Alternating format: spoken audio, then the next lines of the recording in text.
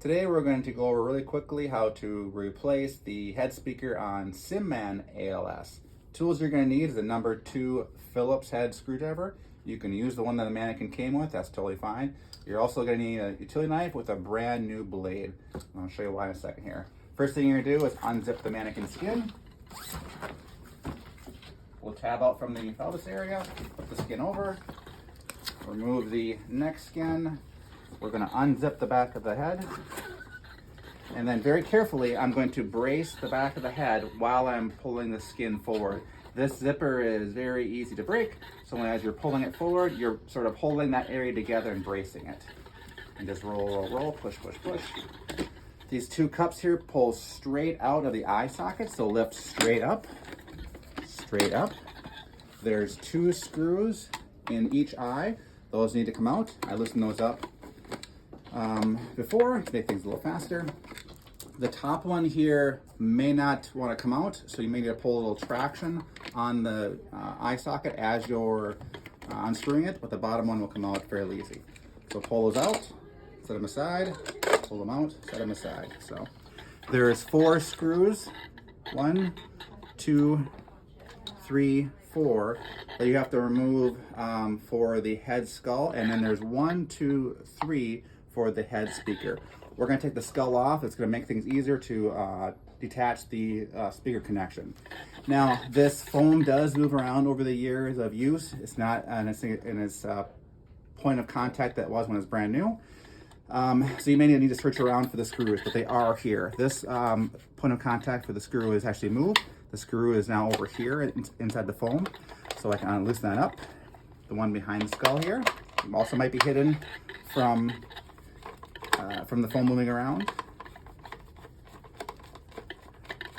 And one other side here, again, has moved, so I found it underneath here.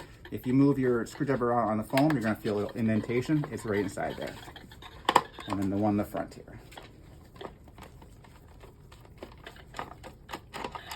And then the skull comes off. Here is your speaker head connection. Just go ahead and release that. And then now we have the skull cap. Again, there's 1, 2 screws up front here, and then there's 1 in the back towards the center. Go midline, and it's hidden underneath the foam here for this one, but it is there.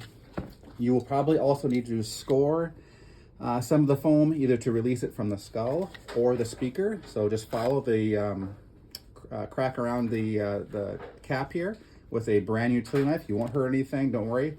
All you're doing is you're cutting the foam because it moves around and it sort of creates an extra point of contact to keep the skull cap on, unfortunately. So 1 screw, 2, and then the one in the back here. A little bit hard to find, but it's back there. You might need to pick and pull and tear some of the foam. That's okay.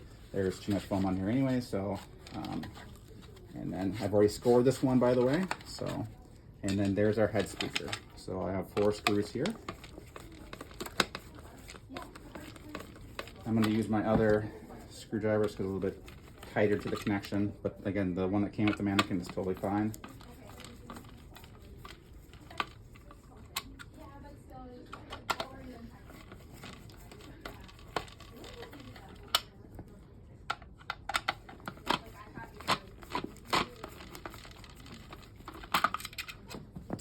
Here comes out. You may need to press down on the tab here to have it fall into the hole, and then it pulls straight out.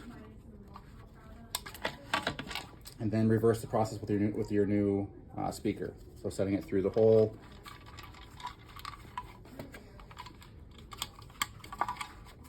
grab on the end there, and then pull it all the way through. I'm notorious for dropping screws all over the place, but they are here somewhere. So tuck them in my speaker. And then go ahead and just do the process in reverse, and you're good to go. Thanks for Amanda for helping me record this.